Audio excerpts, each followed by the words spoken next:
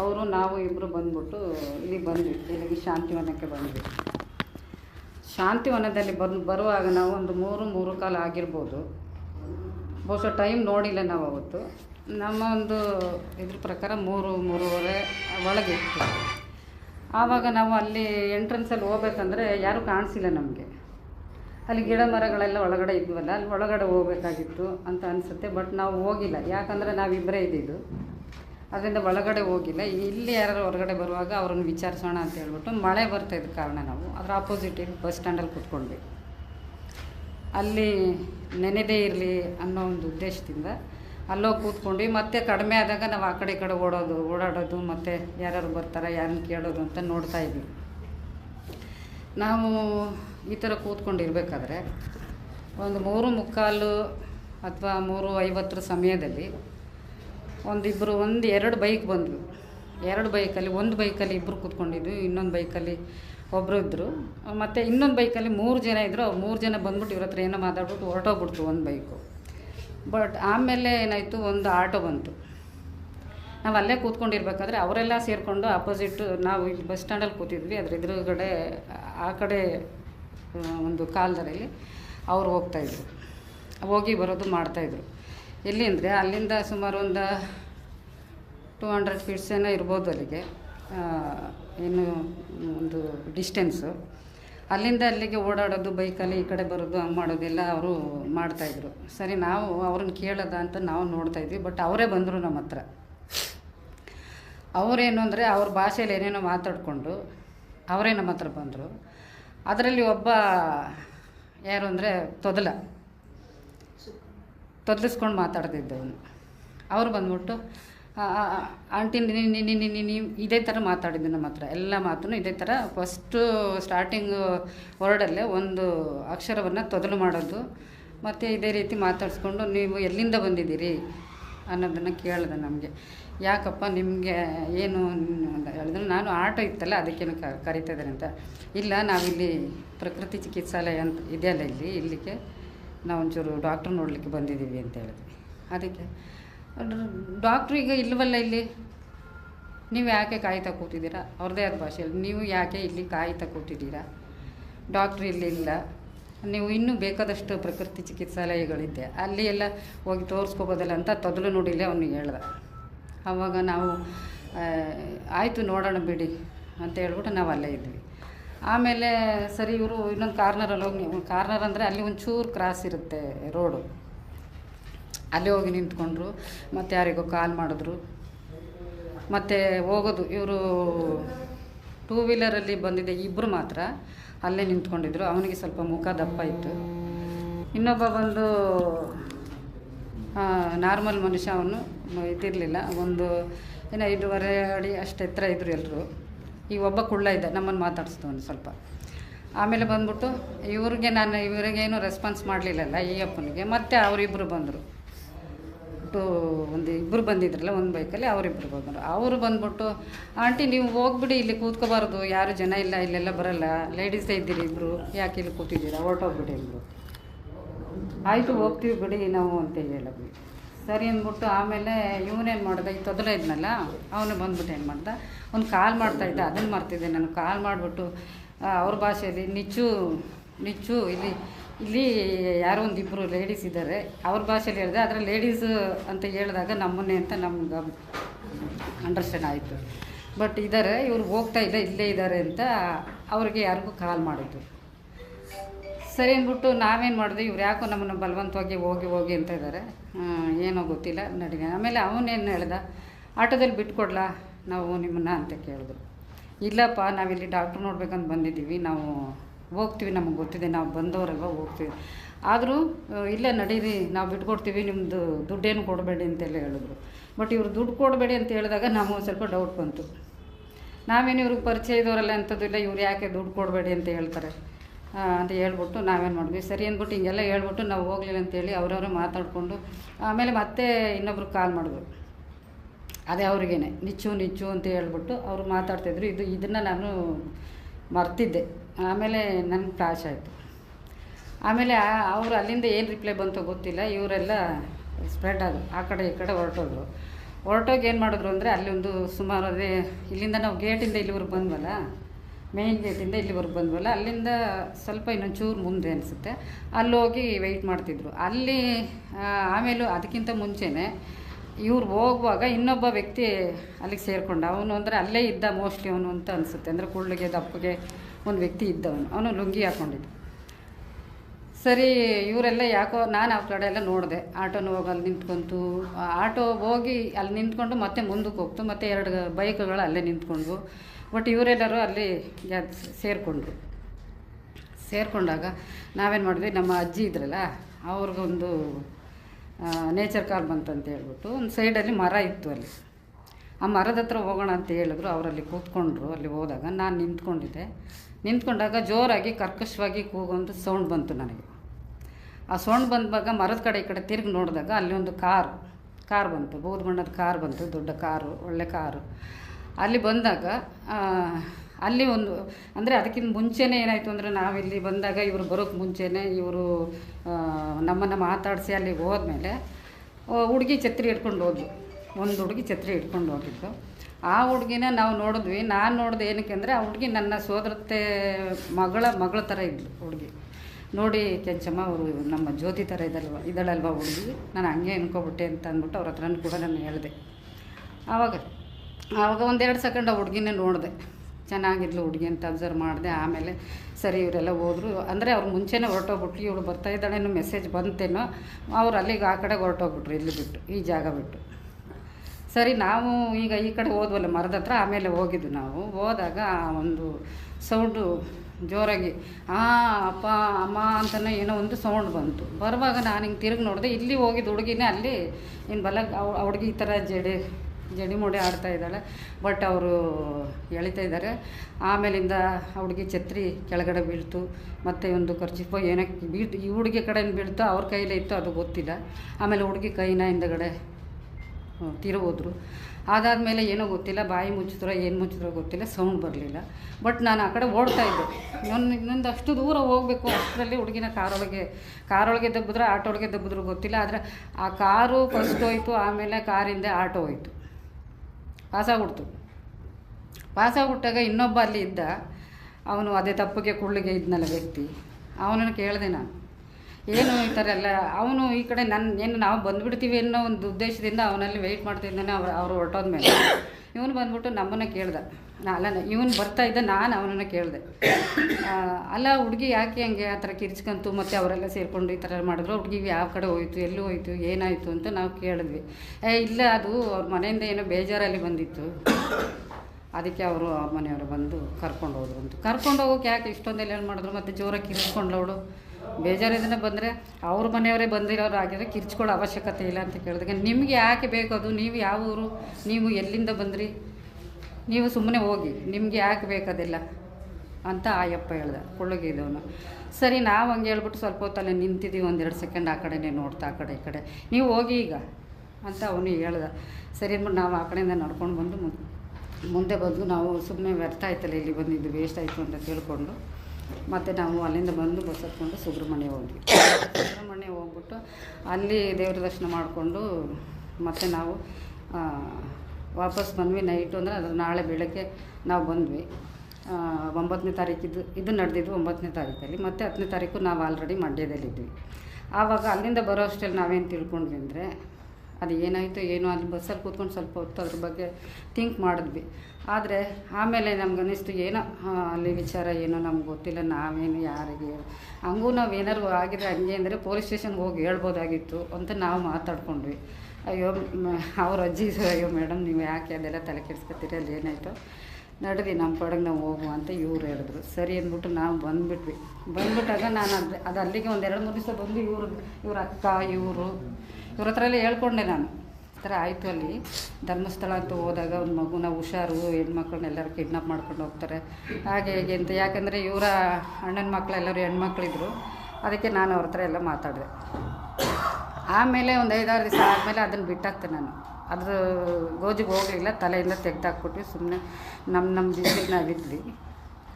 ಆಮೇಲೆ 2023ರಲ್ಲಿ ನಾವು ಇದು ಅಂದರೆ ನಮಗೆ ಆವಾಗ ಸ್ಕ್ರೀನ್ ಟಚ್ ಮೊಬೈಲ್ ಇರಲಿಲ್ಲ. ಆಮೇಲೆ ಇದು ಟಿ ವಿ ಅಂತೂ ನಮ್ಮ ಮನೇಲಿ ಇಲ್ಲವೇ ಇಲ್ಲ. ಹಾಗಾಗಿ ನನಗೆ ವಿಚಾರಗಳೇನು ಇದು ಎಲ್ಲೂ ಬೆಳಕಿಗೆ ಬರಲಿಲ್ಲ. ಮೋಸ್ಟ್ಲಿ ಇವ್ರು ಏನಾರ ಅನೌನ್ಸ್ ಮಾಡಿ ಎಲ್ಲ ಟಿ ವಿ ಚಾನಲ್ಗಳಲ್ಲಿ ಕೊಟ್ಟಿದ್ದರೆ ನಾನು ಯಾರಿಗೂ ಯಾರ ಮಾತನ್ನು ಯಾವತ್ತೂ ಕೇಳಿಸೋಳಲ್ಲ. ಮೋಸ್ಟ್ಲಿ ನಾನು ಆಗಲೇ ಬಂದು ಧರ್ಮಸ್ಥಳಕ್ಕೆ ನಾನು ವರದಿ ಒಪ್ಪಿಸ್ತಿದ್ನೋ ಏನೋ ಗೊತ್ತಿಲ್ಲ. ಬಟ್ ಇದನ್ನೆಲ್ಲ ನನಗೆ ಯಾವುದೂ ಗೊತ್ತಾಗ್ದಂಗೆ ಆಯಿತು, ನಡುವೆ ಪರದೆ ಹೇಳ್ದಂಗೆ ಆಯಿತು. ಆಮೇಲೆ 2023 ಇವರು ಸರ್ ಇದೆಲ್ಲ ಕೊಟ್ಟಾಗ ಮತ್ತು ಯಾವುದೇ ಚಾನಲಲ್ಲಿ ಈ ಥರ ಎಲ್ಲ ಬಂದಾಗ ಹೌದು ಈ ಹುಡುಗಿನ ನನಗೆ ಫ್ಲಾಶ್ ಆಯಿತು. ಅವತ್ತು ನಾವು ಹೋಗಿದ್ವಿ. ಯಾಕೆ ಅವತ್ತು ಹೋಗಿದ್ವಿ ಅಂದರೆ ಅವತ್ತು ನಮ್ಮ ತಂದೆ ಯಾವತ್ತೂ ಪ್ರತಿ ವರ್ಷವೂ ಹೋಗ್ತಾಯಿದ್ರು ಧರ್ಮಸ್ಥಳಕ್ಕೆ. ಅದಕ್ಕೆ ನಾನು ಆವತ್ತು ನಮ್ಮ ತಂದೆದು ಇದು ಒಂದು ಸತ್ತ ಒಂದು ವರ್ಷಕ್ಕೊಂದು ಸಾರಿ ಏನೋ ಮಾಡ್ತಾರಲ್ಲ ಆವತ್ತಿನ ದಿವಸ ಅಲ್ಲಿಗೆ ನಾನು ಹೋಗಿದ್ದೆ. ನಮ್ಮ ತಂದೆ ಹೆಸರು ಏನೇನೋ ಒಂದು ಗಮನಕ್ಕೆ ಆಗ್ಬೇಕಂತ. ಆಗ ಅದನ್ನು ಮುಗಿಸ್ಕೊಟ್ಟು ಆಮೇಲೆ ಆ ಥರ ಅದು ನೆನಪು ನನಗೆ ಚೆನ್ನಾಗಿದೆ. 8ನೇ ತಾರೀಕು ನಾನು ಹೋಗಿದ್ದು, 9ನೇ ತಾರೀಕಲ್ಲಿದ್ದು 10ನೇ ತಾರೀಕು ನಾವು ವಾಪಸ್ ಬಂದ್ವಿ ಅಂತ. ಸರಿ, ಅಷ್ಟಾದಮೇಲೆ ಇದೆಲ್ಲ ಚಾನಲ್ಗಳಲ್ಲೇ ಹುಡುಗಿನ ಫಸ್ಟ್ ನೋಡಿದೆ ನಾನು. ಹುಡುಗಿನ ನೋಡುವಾಗ ನನಗೊಂದು ಫ್ಲ್ಯಾಶ್ ಬ್ಯಾಕ್ ಹೋದೆ. ನಾನು ಹೋಗುವಾಗ ಈ ಜಾಗ ಅದು ಅವತ್ತು ನಾವು ನೋಡಿದ ಹುಡುಗಿ ಇದೇನೆ. ಅವತ್ತು ಆ ಮಾತಾಡಿದ ಮನುಷ್ಯ ಅದು ಎಲ್ಲೋ ಯಾರ ಹತ್ರನೂ ಒಂದು ಚಾನಲಲ್ಲಿ ಇಂಥದ್ದು ಯೂಟ್ಯೂಬಲ್ಲಿ ಅವನು ತೊದಲಿಸ್ಕೊಂಡು ಮಾತಾಡ್ತಿದ್ದದನ್ನ ನಾನು ಚೆನ್ನಾಗಿ ಮಂದಕ್ಕೆ ಮಾಡಿಕೊಂಡೆ.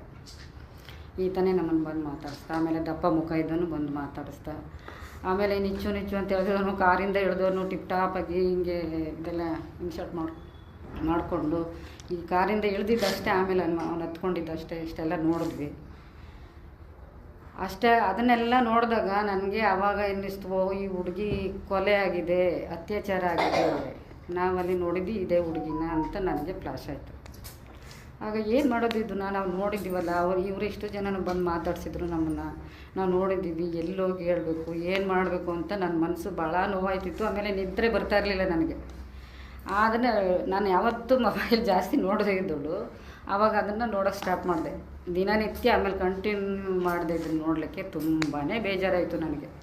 ಯಾವ್ಯಾವ ರೀತಿ ಇವ್ರು ಮಾಡಿದ್ರಲ್ಲ ಅದನ್ನೆಲ್ಲ ನೆನೆಸ್ಕೊಂಡು ತುಂಬಾ ದುಃಖ ಆಯಿತು ನನಗೆ. ಏನು ಮಾಡೋದು ಅಂತ ಕಾಯ್ತಾಯಿದ್ದೆ. ಅಷ್ಟರಲ್ಲಿ ಸರ್ ಒಡನಾಡಿ ಇದರಿಂದ ಒಂದು ಆ್ಯಡ್ ಕೊಟ್ಟಿದ್ದರು, ಯಾರಾದರೂ ಭಾಗವಹಿಸ್ಬೋದು ಅಂತ. ಹೌದು, ನಾನು ಅಲ್ಲಿ ಹೋಗಿ ಮಾತಾಡಬೇಕು ಅಂತ ಅಲ್ಲಿ ಹೋದೆ. ಆವಾಗ ನೀವೇನು ಮಾತಾಡಬೇಡಿ, ಏನು ವಿಷಯ ಹೇಳಿ ಅಂತ ಕೇಳಿದಾಗ ಇವ್ರ ಹತ್ರ ನಾನೆಲ್ಲ ಹೇಳ್ಕೊಂಡೆ. ಆಮೇಲೆ ಇದೆಲ್ಲ ಇಷ್ಟೆಲ್ಲ ನಡೀತಾ ಇದೆ, ನೀವು ಹೋಗಿ ಎಲ್ಲ ಕಡೆ ಪ್ರಚಾರ ಮಾಡ್ಕೊಳಕ್ಕೆ ಹೋದರೆ ನೀವು ಉಳಿಯಲ್ಲ, ಇಷ್ಟೆಲ್ಲ ಆಗಿದೆ, ನೀವು ಹೋಗಿ ನೋಡೋಣ ಮುಂದೆ ಏನಾಗುತ್ತೆ ಅಂತ ಇವ್ರು ನನ್ನನ್ನು ಕಳಿಸ್ಬಿಟ್ರು. ನನಗನ್ನಿಸ್ತು ಅವಾಗ ಇವ್ರಿಗೆ ಯಾರಿಗೂ ನನ್ನ ಮೇಲೆ ನಂಬಿಕೆ ಬಂದಿಲ್ಲ ಅಂತ ನನಗೊಂದು ಮೂಲೆಯಲ್ಲಿ ಅನ್ನಿಸ್ತು ಅವತ್ತು. ಆವಾಗ ಇರಲಿ ಬಿಡು ಅಂದರೆ ಇವತ್ತಿನ ಕಾಲ ಇದೇನೆ, ಸತ್ಯ ಯಾರು ಕಂಡ್ರೂ ಕಾಣಲ್ಲ ಅಂತ ಇರಬೇಕು, ಕಂಡಿಲ್ಲ ಅಂತ ಇರಬೇಕು. ಅಂಥ ಪರಿಸ್ಥಿತಿಲಿ ನಾನೊಬ್ಳು ಬಂದು ಹೇಳಿದಾಗ ಇವರು ಇದನ್ನು ಅಷ್ಟೊಂದು ಇದು ಮಾಡ್ತಾಯಿಲ್ಲ ಅಂದಾಗ ಏನು ಮಾಡೋಕ್ಕಾಗಲ್ಲ ಅಂತ ನಾನು ಬಂದೆ. ಆಮೇಲೆ ಬಂದ ಮೇಲೆ ನಮ್ಮ ಪಾಡಿಗೆ ನಾವು ಸುಮ್ಮನಿದ್ವಿ. ಅದು ಇತ್ತೀಚೆಗೆ ಇವಾಗ ಹಿಂಗೆಲ್ಲ ಆಗ್ತಾ ಇರಬೇಕಾದ್ರೆ SIT ರಚನೆ ಆಗಿದೆ. ಹಿಂಗೆಲ್ಲ ಮಾಡುವಾಗ ಭಯ ಏನೂ ಇರೋಲ್ವಲ್ಲ. ಇವಾಗ ಒಂದು ವೇಳೆ ಹಂಗೆ ಭಯ ಇದ್ದರೂ ಕೂಡ ಸತ್ಯನ ಮರೆಮಾಚೋದ್ರಲ್ಲಿ ಏನೂ ಅರ್ಥ ಇಲ್ಲ. ನಾವಾದರೂ ಎಷ್ಟು ದಿವಸ ಬದುಕಿರ್ತೇವೆ ಇಲ್ಲಿ. ಇಂಥ ಒಂದು ಘಟನೆಯನ್ನು ಬೆಳಕಿಗೆ ತರುವಾಗ ನಾವು ಅದರಿಂದ ನಮಗೊಂದು ಸಾವಾದರೂ ಅಥವಾ ಇನ್ನೊಂದಾದರೂ ಅದ್ರಲ್ಲಿ ಭಯ ಪಡುವಂಥದ್ದು ಏನೂ ಇಲ್ಲ. ಯಾಕಂದರೆ ನಮ್ಮ ಕರ್ತವ್ಯಗಳೆಲ್ಲ ಮುಗಿದಿದೆ. ಈಗ ಇನ್ನೂ ಭಯಪಡೋ ಅವಶ್ಯಕತೆ ಇಲ್ಲ. ಇಂಥದ್ದನ್ನು ನೋಡಿರೋರೇ ಇದೇ ಒಂದು ಕಾರಣದಿಂದ ಎಲ್ಲವೂ ಹೈಡಾಗ್ತಾ ಇರೋದು. ಯಾಕೆ ಹೇಳಿ, ಸತ್ಯ ಗೊತ್ತಿದ್ರೂ ದೊಡ್ಡ ವ್ಯಕ್ತಿಗಳೆಲ್ಲ ಇದನ್ನು ಮುಚ್ಚಾಕ್ತಾ ಇರೋ ಕಾರಣ ಇದೆ. ನಾವು ಮುಂದೆ ಹೋದರೆ ಏನಾಗುತ್ತೋ, ಇಲ್ಲ ನಮಗೇನು ಸಿಕ್ಕರೆ ಅದ್ರಲ್ಲಿ ನಾವು ಇನ್ನೂ ಚೆನ್ನಾಗಿ ಬದುಕ್ಬೋದು. ಈ ಒಂದು ಮೆಂಟಾಲಿಟಿ ಇಟ್ಕೊಂಡಿರುವಂಥ ಚೀಪ್ ಜನಗಳು ಇವಾಗ ಇರೋದ್ರಿಂದ ಇದು ಯಾವುದು ಬೆಳಕಿಗೆ ಬರ್ತಾಯಿಲ್ಲ. ಇದನ್ನು ನಾನು ಏನೋ ಸರ್ ಕರೆದ್ರು ಬಂದಿದ್ದರು, ನಾನು ಹೇಳ್ಕೊಂಡೆ. ಇಷ್ಟರಲ್ಲಿ ಏನೋ ಇದು ಸತ್ಯ ನಾನು ಹೇಳ್ತಾ ಇದ್ದೀನಿ. ಯಾಕಂದರೆ ನಾನು ಯಾವತ್ತೂ ಯಾರ ಮುಂದೆನೂ ಎಲ್ಲಿ ಹೋಗಿ ಯಾವುದ್ರಲ್ಲೂ ಭಾಗವಹಿಸಿಲ್ಲ. ಇದೊಂದು ಘಟನೆ ನೋಡಿದಾಗ ಇದೆಲ್ಲ ಬೆಳಕಿಗೆ ಬಂದಾಗ ಇದನ್ನು ಸುಮ್ಮನೆ ಬಿಡಬಾರ್ದು, ಇದನ್ನು ಹೇಳಬೇಕು ಅಂತ ನನ್ನ ಮನಸ್ಸು ತುಂಬಾ ಅಡಿಕ್ಟ್ ಆಗಿಬಿಟ್ಟಿದೆ, ಸೇರ್ಕೊಂಬಿಟ್ಟಿದೆ ಅದರೊಳಗೆ. ಇದನ್ನು ಮಾಡಬೇಕು ಅಂತ, ಇದನ್ನು ಹೇಳ್ಬೇಕು ಅಂತ. ಅದರಿಂದ ಮತ್ತು ನನಗೆ ಇದರಿಂದ ಯಾವ ಲಾಭವೂ ಇಲ್ಲ. ಮತ್ತು ಇನ್ನೊಂದು ನೀವು ಯಾರು ನನಗೆ ಗೊತ್ತಿಲ್ಲ, ಸರ್ರು ಗೊತ್ತಿಲ್ಲ, ಇವರು ಗೊತ್ತಿಲ್ಲ, ಯಾರೂ ಗೊತ್ತಿಲ್ಲ. ನಾನು ತಿಳುವಳಿಕೆ ಇಲ್ದವಳು ಅಲ್ಲ.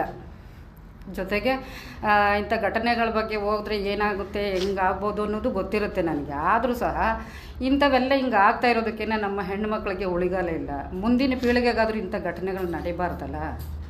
ಅದಕ್ಕೆ ಇದೊಂದು ಎಲ್ಲ ಈ ಒಂದು ವಿಚಾರನ ಎಲ್ಲರ ಮುಂದೆ ಬಹಿರಂಗವಾಗಿ ಇದನ್ನು ಬಿಚ್ಚಬೇಕು ಅನ್ನೋ ಒಂದು ಮನಸ್ಸಿದೆ ನನಗೆ. ದಯವಿಟ್ಟು ತಾವೆಲ್ಲರೂ ಇದೆಲ್ಲ ಸಹಕರಿಸಿ ಇದನ್ನು ಒಂದು ಬೆಳಕಿಗೆ ತರೋಕ್ಕೆ ಆಸ್ಪದ ಮಾಡಿಕೊಡ್ಬೇಕು ಅಂತ ತಮ್ಮಲ್ಲೆಲ್ಲ ಕಳಕಳಿಯಿಂದ ಕೇಳ್ಕೊತೀನಿ. ನಮಸ್ಕಾರ.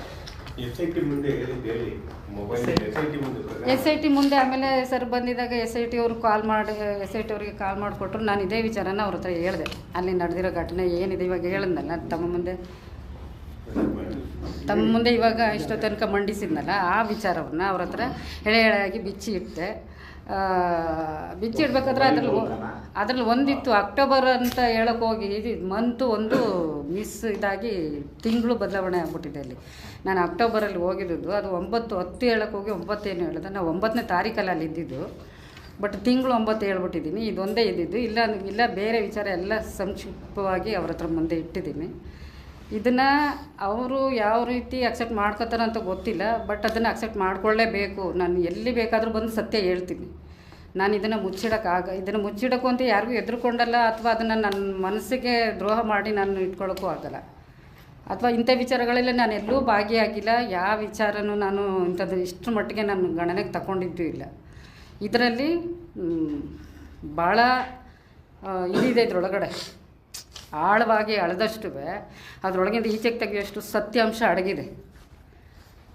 ಅದನ್ನು ನಮ್ಮಂಥವ್ರು ನಿಮ್ಮಂಥವ್ರು ಎಲ್ಲರೂ, ನಾನು ಮುಖ್ಯವಾಗಿ ಯಾವಾಗಲೂ ಹೇಳೋದೇನೆಂದರೆ, ಏನಾದರೂ ಒಂದು ವಿಚಾರ ಬಂದಾಗ ಇಂಥ ವಿಚಾರಗಳಲ್ಲಿ ಹೆಂಗಸರು ಎದ್ದು ನಿಲ್ಲಿ, ಹೆಣ್ಮಕ್ಳು ಮುಂದೆ ಬನ್ನಿ ಅಂತ ಹೇಳ್ತಿರ್ತೀನಿ. ಇದಕ್ಕೆ ಎಲ್ಲರೂ ಕರೆ ಕೊಟ್ಟರೆ ಹೆಣ್ಮಕ್ಳು ಮುಂದೆ ಅಲ್ಲ, ಎಲ್ಲರೂ ನಿಂತ್ಕೊಳ್ಳೋಕ್ಕಾಗದೇ ಇರೋ ಸಾಧ್ಯ ಆದರೆ ನಮ್ಮಂಥವ್ರು ನಿಂತ್ಕೊಂಡ್ರೆ ಒಂದು ಪ್ರಗತಿ ಅತ್ತ ಸಾಗ್ಬೋದು ನಾವು ಅನ್ನೋ ಒಂದು ನಿಟ್ಟಿನಲ್ಲಿ ನಾನು ಎಲ್ಲ ಹೆಂಗಸರುಗಳು ಸೇರಿಕೊಂಡಿದ್ದನ್ನು ಮುಂದೆ ತರಬೇಕು, ಇಂಥ ವಿಚಾರಗಳನ್ನು ಮುಂದಿಡಬೇಕು ಅಂತ ನಾನು ಕೇಳ್ಕೊತೀನಿ.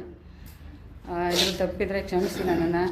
ಆದರೂ ಅನ್ಯತಾ ಯಾರೂ ಏನೂ ತಿಳ್ಕೊಬಾರ್ದು. ನಾನು ಸತ್ಯ ಹೇಳ್ತಾ ಇದ್ದೇನೆ. ನನಗಿಲ್ಲಿ ಯಾರೂ ಗೊತ್ತಿಲ್ಲ, ಯಾರ ಪರಿಚಯವೂ ಇಲ್ಲ, ಅಥವಾ ಅಲ್ಲಿ ಸೌಜನ್ಯ ಕಡೆಯವರು ನನಗೆ ಯಾರೂ ಗೊತ್ತಿಲ್ಲ. ಆ ಏರಿಯಾದು ಅದು ಹೊಸ ನೋಡಿ, ನಮ್ಮದು ನೇಟಿವ್ ಬಂದು ಮೂಡ್ಸೀಮೆ, ಎಡಮಾರ್ನಹಳ್ಳಿ, ಕನಕಪುರ ತಾಲೂಕು. ಅಲ್ಲಿಂದ ಬಂದು ಕಾರ್ಯನಿಮಿತ್ತ ಇಲ್ಲಿ ಮಂಡ್ಯದಲ್ಲಿ ನಾವು ನೆಲೆಯಾಗಿದ್ದೇವೆ. ಆದರೆ ಈ ನೆಲೆಯಾಗಿದ್ದರೂ ಕೂಡ ನಾವು ಯಾರು ರಾಜಕೀಯ ಪಕ್ಷದವ್ರ ಜೊತೆನೂ ಇಲ್ಲ, ಅಥವಾ ಇನ್ನೊಂದು ಹಣಾಸ್ತ್ರೋ ಅಥವಾ ಇನ್ನೊಬ್ಬರು ನಮ್ಗೆ ಸಪೋರ್ಟಿವೋ ಇಂಥವ್ರು ಯಾರೂ ನಮ್ಮ ಸಂಪರ್ಕ ಇಲ್ಲ. ನಾವಾಯಿತು, ನಮ್ಮ ಕೆಲಸ ಆಯಿತು, ನಮ್ಮದೇನಿದೆ ಅಷ್ಟೇ ನಾವು ನೋಡ್ಕೊಂಡಿರೋದು. ಬಟ್ ಇಲ್ಲಿ ಈ ಥರ ಒಂದು ದೈವ ಸನ್ನಿಧಿಗೆ ಅಂತ ಹೋಗ್ಬೇಕಾದ್ರೆ ಇಷ್ಟೆಲ್ಲ ಆಗಿರ್ಬೇಕಾದ್ರೆ, ಅದು ಇಷ್ಟು ವರ್ಷದ ಮೇಲೆ ನನಗೆ 12 ವರ್ಷದ ಮೇಲೆ ನನಗೆ ಅದೆಲ್ಲ ಮರುಕಳಿಸಿ ಬಂದಾಗ, ಅದು ನನಗೆ ನನ್ನ ಮನಸ್ಸು ನಾಟ್ಕೊಂಡಾಗ ನನಗೆ ಇದನ್ನು ಬಹಿರಂಗಪಡಿಸ್ಬೇಕು ಅಂತ ನನ್ನ ಮನಸ್ಸಲ್ಲಿ ಬಂದಿದ್ದೆ. ಅದರಿಂದ ನಾನು ಮುಕ್ತವಾಗಿ ತಮ್ಮ ಹತ್ರ ಎಲ್ಲ ಮಾತಾಡಿದ್ದೀನಿ. ದಯಮಾಡಿ ಇದನ್ನೆಲ್ಲ ನೋಡಿ, ಇದು ಸತ್ಯವಾಗಿದೆ, ಇದ್ರ ಬಗ್ಗೆ ಒಂಚೂರು ಎಲ್ಲರೂ ಕಾಳಜಿ ವಹಿಸ್ಬೇಕು ಅಂತ ಕೇಳ್ಕೊತೀನಿ. ಮೇಡಮ್, ವಿಕಲ ಮತ್ತು ವ್ಯಕ್ತಿಗಳು ವ್ಯಕ್ತಿಗಳನ್ನ ಐಡೆಂಟಿಫೈ ಮಾಡ್ತೀರಾ? ಮಾಡ್ತೀನಿ ಸರ್. ಅದೇ ಇವಾಗ ಸ್ವಲ್ಪ ಏಜ್ ಆಗಿರುತ್ತೆ, ಬಟ್ ಅವರು ಅವನು ಬಂದು ಮುಖಚರ್ಯಗಳನ್ನ ಈಗಾಗಲೇ ಅವರು ಮಾಧ್ಯಮಗಳಲ್ಲಿ ಅಲ್ಲೆಲ್ಲ ನಡೆಯುವಾಗ ಮಾತಾಡಿರ್ತಕ್ಕಂಥದ್ದು ನೋಡಿರಿ ಅಂತ ಹೇಳ್ತಾರೆ. ಅದು ಸರ್ ಒಂದೇ ಸಾರಿ ನೋಡಿರೋದು ಅವ್ರನ್ನ ನಾನು. ಅದು ಇವಾಗ ಅವ್ರು ನೋಡಿರೋದು ಅಂದರೆ ಅವಾಗಿಂದಕ್ಕೂ ಇವಾಗಿಂದಕ್ಕೂ ಭಾಳ ಇದು ವ್ಯತ್ಯಾಸ ಇದೆ. ಇಲ್ಲ, ಭಾಷೆ ಒಂದೇ ಇದೆ, ಭಾಷೆ ವಾಯ್ಸು ಕರೆಕ್ಟಾಗಿದೆ. ಅದು ಸರಿ ಬಿಡಿ, ಬಿಕ್ಲ ಅಂದಮೇಲೆ ನಿಮಗೆ ಅದನ್ನ SIT ಅಧಿಕಾರಿಗಳಿಗೆ ಹೇಳಿದ್ದೀರಾ ಮೇಡಮ್? ಹೌದು ಸರ್, ಹೇಳಿದ್ದೀನಿ. ಈ ತರ ಬಿಕ್ಕಳಿಸ್ತಿದ್ದಂಥ ಮನುಷ್ಯನ ಐಡೆಂಟಿಫೈ ಮಾಡ್ತೀನಿ, ಹೇಳಿದ್ದೀನಿ, ಮಾತಾಡ್ತಿದ್ದನ್ನ ನಾನು ಕಂಡಿದ್ದೀನಿ. ಹೇಳಿದ್ದೀನಿ ಸರ್. ಅದು ಯಾಕೆಂದ್ರೆ ಅದು ಪ್ರಮುಖ ಸಾಕ್ಷಿ ಆಗುತ್ತೆ. ಅವರು ಅದೇ ಹೇಳಿದ್ರು, SIT ಮೇಡಮ್ ಮಾತಾಡಿದ್ದು, ಅವರು ಅದೇ ಹೇಳಿದ್ರು. ಮೇಡಮ್, ಅದೇ ಅಜ್ಜಿ ಇದ್ದಾರೆ? ಇಲ್ಲ ಸರ್, ಅವ್ರು ಎಕ್ಸ್ಪೈರ್ಡ್ ಆದರು. ಫೋಟೋ ಇದೆ ಅವ್ರ. ನಿಮ್ಮ ಧೈರ್ಯಕ್ಕೆ ನಿಜಕ್ಕೂ ನಾವು ಮೆಚ್ಚಬೇಕು. ಆಮೇಲೆ ನನ್ನ ಒಂದು ನಿಮ್ಮ ಕುಟುಂಬ ನಿಮಗೆ ಸಹಕಾರಿಯಾಗಿ ನಿಂತಿದ್ಯಾ? ಯಾಕೆಲ್ಲರ ಹೇಳಕ್ಕೆ ಹೋಗ್ತೀಯಾ ಸರ್? ಇದು ನನ್ನ ಪರ್ಸ್ನಲ್ ವಿಚಾರನ ಎಲ್ಲರ ಮುಂದೆ ಹೇಳ್ಕೊಳ್ಳೋ ಅಗತ್ಯ ನನಗಿಲ್ಲ ಅನಿಸುತ್ತೆ. ಯಾಕಂದರೆ ನಾನು ನನ್ನ ಮನಸ್ಥೈರ್ಯವನ್ನು, ನನ್ನ ಆತ್ಮಸ್ಥೈರ್ಯವನ್ನು ಈಗಿಂದಲ್ಲ, ನಾನು ಸಣ್ಣ ಮಗುವಿಂದನೂ ರೂಢಿಸ್ಕೊಂಡಿದ್ದೀನಿ. ಯಾಕಂದರೆ ಅದು ಇವತ್ತು ನಾನು ಯಾರಿಂದನೂ ಒಂದು ಬೆರಳು ತೋರಿಸ್ಕೊಳ್ಳೋ ಮಟ್ಟದಲ್ಲಿ ಕೀಳ್ಮಟ್ಟದಲ್ಲೂ ನಡೆದಿಲ್ಲ. ಬಟ್ ನನ್ನ ಬೆನ್ನನ್ನು ನಾನೇ ತಟ್ಕೊಳ್ಳಲ್ಲ. ಬಟ್ ಭಗವಂತ ನನಗೆ ನಾನು ಸರಿಸಾಟಿ ಅಂತ ನಾನು ಅನ್ಕೋತೀನಿ. ನನ್ನ ಕುಟುಂಬದವರು ಅಂತ ನನ್ನನ್ನು ಆಕ್ಷೇಪ ಮಾಡೋರಾಗಲಿ, ಅಡ್ಡಿಪಡಿಸೋರಾಗಲಿ, ಇನ್ನೊಂದಾಗಲಿ, ಬಂಧು ಬಳಗ ತುಂಬ ಇದ್ದಾರೆ. ಬಟ್ ನಾನು ಅವರ ಒಂದು ಯಾವುದೇ ಇದರಲ್ಲೂ ನಾನು ಬೆಳೆದಿಲ್ಲ. ಮತ್ತು ನನಗಿಬ್ಬರು ಹೆಣ್ಮಕ್ಳಿದ್ದಾರೆ, ಅವ್ರಿಗೊಂದೆಲ್ಲ ಜವಾಬ್ದಾರಿ ಎಲ್ಲ ಮುಗಿಸ್ಕೊಂಡಿದ್ದೀನಿ ನಾನು. ಅಷ್ಟಾದಮೇಲೆ ಏನೋ ಕಷ್ಟ ಕಾರ್ಪಣ್ಯಗಳಿರುತ್ತೆ. ಇದೆಲ್ಲ ಹೇಳೋದು ಅಂತೇನು ರಿಸ್ಟ್ರಿಕ್ಷನ್ ಮಾಡಿಲ್ಲ ನಿಮಗೆ? ಇಲ್ಲ, ಯಾಕಂದರೆ ಅವ್ರಿಗಿಂತ ವಿಚಾರಗಳನ್ನೆಲ್ಲ ನಾನು ಹೇಳ್ಕೊಂಡು ಇಲ್ಲ. ಯಾಕಂದರೆ ಅವರು ಬೇರೆ ಫ್ಯಾಮಿಲಿಗೆ ಸೇರಿಕೊಂಡವರು. ಇನ್ನೊಂದು ನನ್ನನ್ನು ಆಕ್ಷೇಪ ಮಾಡೋಕ್ಕೋ ಅವರು ನನ್ನ ಬಗ್ಗೆ ಏನೋ ಒಂದು ಕೀಳರಿಮೆಯಾಗಿ ಮಾತಾಡೋಕ್ಕೋ ಯಾರೂ ಇಲ್ಲ. ನನಗೊಂದು ತುಂಬ ಗೌರವ ಇದೆ ಎಲ್ಲ ಕಡೆನೂ, ಒಂದು ರಿಲೇಷನ್ಶಿಪ್ಪಲ್ಲೂ ಅಷ್ಟೇ, ಫ್ರೆಂಡ್ಶಿಪ್ಪಲ್ಲೂ ಅಷ್ಟೇ, ಎಲ್ಲ ಕಡೆನೂ ಒಂದು ಇದಿದೆ. ಬಟ್ ನಾನು ಇಂಥ ವಿಚಾರಗಳನ್ನು ಯಾರ ಹತ್ರನೂ ಹೇಳ್ಕೊಳ್ಳೋದು ಅಥವಾ ಅವರ ಒಂದು ಏನಾದ್ರು ಅನುಮತಿ ಪಡ್ಕೊಳ್ಳೋದು ಅಥವಾ ಇನ್ನೇನಾದ್ರು ಅವರ ಆಕ್ಷೇಪ ಏನಾದರೂ ಇದೆಯಾ ಇಂಥದ್ದಕ್ಕೆಲ್ಲ ಯಾರು ಏನೂ ಇಲ್ಲ ಸರ್. ನನಗೆ ಏನಿಲ್ಲ. ಅಜ್ಜಿ ಜೊತೆ ಬಂದಿದ್ರಲ್ಲ, ಅದನ್ನ ಶೂಟ್ ಮಾಡಿದ್ದೀವಿ 1 ವರ್ಷದ ಹಿಂದೆನೆ. ಆದ್ರೆ ಯಾರು ತನಿಖೆ ಕೈಗೆತ್ಕೊಳ್ಳದೆ ಇದ್ದಲ್ಲ. ಈಗ ಅಲ್ಲ ಸರ್, ಈಗ ನಿಮಗೆ 1 ವರ್ಷದ ಮುಂಚೆನೆ ಬಂದು ಹೇಳಿದ್ರೆ ಮೇಡಮ್, ಆದ್ರೆ ನೀವು ಈಗ ಸೆಟ್ಟಿಗೆ ಕೊಟ್ರಿ ಅದನ್ನ. ಅಂದರೆ ಈ ಯಾರ ಮುಂದೆ ಪ್ರೆಸೆಂಟ್ ಮಾಡೋಕ್ಕೂ ಆಗಿಲ್ಲ. ಸುಮ್ಮನೆ ಬಟ್ ನಿಮ್ಗೆ ಗೊತ್ತಿರಬೇಕು, ಸಣ್ಣ ತುಂಡನ್ನ ನಾವು ಬಿಟ್ಟಿದ್ವಿ. ಸಣ್ಣ ತುಂಡು ಅಲ್ಲ, ನಾನು ಎಷ್ಟು ಕಷ್ಟಪಟ್ಟಿದ್ದೀನಿ ಅಂದರೆ ಇಲ್ಲಿ ಬರ್ಬೇಕಂದ್ರೆ ಇವ್ರು ಆ್ಯಡ್ ಕೊಟ್ಮೇಲೆ ಇವ್ರು ನಾಡಿದ್ದೇ ಮುಗ್ದೋಗುತ್ತೆ, ಪ್ರೋಗ್ರಾಮ್ ಇದೆ, ನಾನು ಎಲ್ಲಿ ಹುಡ್ಕೊಂಡು ಹೋಗೋದು ಏನು ಮಾಡೋದು ಅಂದರೆ ಆಮೇಲೆ ಇವರೊಂದು ನಂಬರ್ ಕೊಟ್ಟರೆ ಆದ್ಮೇಲೆ ನಾನು ಅಪರಿಚಿತಳು ಯಾವ ರೀತಿ ಇವ್ರ ಹತ್ರ ಫೋನ್ ಕರೆ ಮೂಲಕ ಮಾತಾಡೋದು ಅಂತ ನಾನೆಲ್ಲನೂ ಯೋಚನೆ ಮಾಡ್ತೀನಿ. ಆವಾಗ ಏನೂ ಇಲ್ಲ, ಡೈರೆಕ್ಟಾಗಿ ಅವ್ರ ಹತ್ರ ಹೋಗಿ ವಿಚಾರ ಮುಟ್ಟಿಸ್ಬೇಕು, ಏನು ಮಾಡಬೇಕು ಅಂತ ತಿಳ್ಕೊಂಡು ಆ ಆ್ಯಡ್ ನೋಡಿದ ಮಾರನೆಗೇ ನಾನು ಇಡೀ ಮೈಸೂರಲ್ಲೆಲ್ಲ ಕೇಳ್ಬೋದು. ಯಾರಿಗೂ ಒಡನಾಡಿ ಸಂಸ್ಥೆ ಅಂದರೆ ಕೆಲವ್ರಿಗೆ ಯಾರಿಗೂ ಗೊತ್ತೇ ಇಲ್ಲ ಸರ್ ಇದುವರೆಗೂ. ಆಮೇಲೆ ಬಂದ್ಬಿಟ್ಟು ನಮ್ಮ ಮಂಡ್ಯದಲ್ಲೇ ಒಬ್ಬರು ಹೇಳಿದ್ರು ನನಗೆ, ಏನಂದರೆ ಯಾವತ್ತೋ ನಿಮ್ಮ ಎಷ್ಟೋ ಒಂದು 25 ವರ್ಷದಿಂದ ನಿಮ್ಮ ಸಂಸ್ಥೆಗೆ ಬಂದಿದ್ರಂತೆ, ಈ ಥರ ಊಟಗಳ್ಳಿ ಅಂತ ಹೋಗಿ ಅಲ್ಲಿಗೆ ಅಂತ ಹೇಳ್ಬಿಟ್ಟು. ಆಮೇಲೆ ನಾನು ಅಲ್ಲಿ ಬಂದು ಊಟಗಳ್ಳಿ ಅಂದರೆ ಎಲ್ಲಿ ಹೇಳ್ಕೊಬೇಕು ಏನು ಅಂತಲೂ ಗೊತ್ತಿಲ್ಲ, ಎಲ್ಲೆಲ್ಲೋ ಹೇಳ್ಕೊಬಿಟ್ಟಿದ್ದೆ ಸ್ಟಾಪಲ್ಲಿ. ಆಮೇಲೆ ಅಲ್ಲಿಂದ ಎಲ್ಲ ಕೇಳ್ಕೊಂಡು ಬಂದಾಗ ನಿಮ್ಮ ಮುಂದಿನ ಲೈನ್ ಒಂದು ಕ್ರಾಸ್ ಇದೆಯಲ್ಲ, ಅಲ್ಲಿಗೆ ಹೊರಟೋಗಿದ್ದೆ. ಅವ್ರು ಹೇಳಿದ್ರು ಹಿಂದೆಗಡೆ ಲೈನಲ್ಲಿದ್ದೆ ಹೋಗಿ ಅಂತ. ಆವಾಗ ಬೆಳಗ್ಗೆ ಹೊರಟವಳು, ನಾನು 8 ಗಂಟೆಗೆ ಮನೆ ಬಿಟ್ಟವಳು. ಈ ಸರ್ನ ಭೇಟಿ ಮಾಡೋಕ್ಕೆ ಒಂದು 3-4 ಗಂಟೆನೂ ಆಗಿತ್ತು ಅನಿಸುತ್ತೆ. ಅಷ್ಟು ನಾನು ಶ್ರಮಪಟ್ಟು ಕಷ್ಟಪಟ್ಟು ಅಲ್ಲಿವರೆಗೆ ಬಂದಿದ್ದೀನಿ. ಅಂದರೆ ನಾನು ಒಬ್ಬಳೇ ಬಂದಿದ್ದೀನಿ ಅವತ್ತು ಫಸ್ಟ್ ಡೇ. ಬಟ್ ನನಗೆ ಭಾಳ ಮುಖ್ಯ ಆಗುತ್ತೆ ಅವ್ರು ಹೇಳೋದು, ಈ ಮಾತು ಭಾಳ ಮುಖ್ಯ ಆಗುತ್ತೆ. ಹುಡುಕೊಂಡು ಬಂದಿದ್ದೀನಿ ಒಡನಾಡಿ ಸಂಸ್ಥಾನ ಅನ್ನೋದು ಭಾಳ ಮುಖ್ಯ ಆಗುತ್ತೆ. ಯಾಕೆಂದರೆ ಆರೋಪಗಳು ಎಲ್ಲನೇ ಹಿಡ್ಕೊಂಡ್ಬಂದ್ಬಿಟ್ಟು ಅವ್ರು ಏನಾದರೂ ಬಂದ್ಬಿಡ್ತಾವಲ್ಲ. ಅಲ್ಲ ಮೇಡಮ್, ಇವಾಗ ಅವತ್ತು ಛತ್ರಿ ಹಿಡ್ಕೊಂಡು ಹೋಗಿ ಹುಡುಗಿ ನೋಡಿದ್ರಲ್ಲ, ಇವತ್ತು ಬೇರೆ ಕಡೆ ಫೋಟೋ ಎಲ್ಲ ಓಡಾಡ್ತಿತ್ತಲ್ಲ, ನಿಮ್ಗೆ ಸ್ಪಷ್ಟತೆನಾ? ಅದೇ ಹುಡುಗಿ ಯಾಕಂದರೆ ಅದು ಅದೇ ಹುಡುಗಿ ಅಂದರೆ ಅವಳು ಸೇಮ್ ನನ್ನ ತಂದೆ ತಂಗಿನ ಮಗಳು ಜ್ಯೋತಿ ಅಂತ ಇದ್ದಾಳೆ. ಸೇಮ್ ಹುಡುಗಿ ಅದೇ ಥರ ಇದ್ದಾಳೆ. ಬೇಕಾದ್ರೆ ನಮ್ದೊಂದು ಫೋಟೋನು ಬೇಕಾದ್ರೆ ಅದು ಅಂದರೆ ನಾನು ಇವಾಗ ದೂರ ಊರಿರೋದು, ಅದು ಅವಳು ತೀರ್ಕೊಂಬಿಟ್ಲು. ಅವಳು ತೀರ್ಕೊಂಡು ಒಂದು 7-8 ವರ್ಷ ಆಯಿತು. ಸೇಮ್ ಫೇಸ್ ಕಟ್ಟು ಎಲ್ಲ. ಅವಳು ಹೋಗ್ತಾ ಛತ್ರಿ ಹಿಡ್ಕೊಂಡು ಓಡುವಾಗ ಅವಳು ಈ ಕಡೆ ನನ್ನ ಕಡೆ ಫೇಸ್ ಮಾಡಿದ್ಲು, ಅವಳು ಆ ಕಡೆ ಈ ಕಡೆ ನೋಡ್ಕೊಂಡು ಹೋಗ್ತಿದ್ದಲ್ಲ, ನಾನು ಅವಳ ಕಡೆ ನೋಡಿದೆ. ಇಲ್ಲಿ ನಮ್ಮ ಜ್ಯೋತಿ ಥರ ಇದ್ದಾಳಲ್ವ ಕೆಂಚಮ್ಮ ಇವಳು, ಪಾಪ ನಮ್ಮ ಜ್ಯೋತಿ ಸತ್ತ ಅಂತ ಅವ್ರಿಗೆ ತೋರಿಸ್ದೆ ನಾನು. SIT ಸೌಜನ್ಯ ಕೇಸನ್ನ ಬಿಟ್ಟು ನೋಡುತ್ತೆ ಅಂತ ಇರೋದು. ಸೊ ಅವರು ಈಗ ಈ ನೋಡ್ತಾರೆ ಯಾವುದೇ ಒಂದು ಈಗ ಡೆತ್ ಎಲ್ಲ ಬಂದಿದೆಯಲ್ಲ, ಈಗ ಒಂದು 6 ಸಿಕ್ಕಿದೆ ಅನ್ನೋದು ಆದ್ರೆ ಅದು ಗೊತ್ತಿಲ್ಲ ನಮ್ಗೆ. ಅಲ್ಲಿಯ ಪೊಲೀಸರು ಇದು ಹಿಂಬಾಗಿಲಿನ ಮೂಲಕವಾಗಿ ಕನೆಕ್ಟಿವಿಟಿ ಈಗ ಸರ್ ನಾನು ಈಗ ನಾವು ಪ್ರೆಸೆಂಟ್ ಮಾಡಬೇಕಾದ್ರೂ ಕೂಡ ಎಷ್ಟೇ ಇಮೋಷನಲ್ ವಿಷಯ ಆದರೂ ಕೂಡ ಲೀಗಲ್ ಆಗಿ ತಾಂತ್ರಿಕ ಇದು ಟೆಕ್ನಿಕಲ್ ಆಗಿ ಪ್ರೆಸೆಂಟ್ ಮಾಡೋದು. ಈಗ ಇವರು ನೋಡಿದ್ದು ಸೌಜನ್ಯವೇ ಆಗಬೇಕು ಅಂತ ಏನೂ ಇಲ್ಲ. ಆ ದಿವಸ ಅವ್ರಿಗೆ ಸೌಜನ್ಯ ಅಂದರೆ ಯಾರು ಅಂತ ಗೊತ್ತಿಲ್ಲ ನನಗೆ. ಒಂದು ಎರಡನೇದು ಅವ್ರು ನೋಡಿದ್ದು ಒಂದು ಹುಡುಗಿಯನ್ನ ಅಪಹರಣ ಮಾಡ್ಕೊಂಡು ಹೋಗ್ತಿದ್ದಂತ ದೃಶ್ಯವನ್ನಷ್ಟೇ. ಅದೇ ದಿನ ಅದೇ ಸ್ಪಾಟ್ ಅಲ್ಲಿ ಒಂದು ನಿಮಿಷ ಈಗ ಅವ್ರು ಹೇಳಿದ್ದಾರೆ, ಅದನ್ನೇ ಎಲ್ಲ ಸೇರಿದ್ವಿ, ಅದನ್ನ ಕಾಂಪಿಟೇಟಿವ್ ಅಥಾರಿಟಿ ಮುಂದೆ ಏನು ಮಾಡೋದು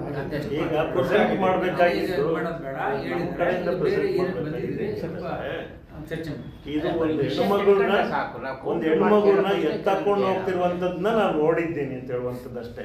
ಆ ದಿವಸ ಕೋರ್ಟಿನ ವಿಚಾರಗಳು ಬೇರೆ ಇದ್ದಾವೆ. ನಾವು ಎಷ್ಟೇ ಮಾತಾಡೋದು ಕೋರ್ಟಲ್ಲಿ ಏನು ನಡೀತದೆ ಒಂದು ನಿಮಿಷ ತಡಿಯೋಣ. ಏನೋ ಹೇಳ್ತಿದ್ದು ಮರ್ತೋಗ್ಬಿಡ್ತದೆ. ಒಂದು ನಿಮಿಷ. ಕೋರ್ಟಲ್ಲಿ ಒಂದೇ ಒಂದು ಅಂಶದಲ್ಲಿ ಕೋರ್ಟ್ ಖುಲಾಸೆ ಆಗ್ಬಿಡುತ್ತೆ.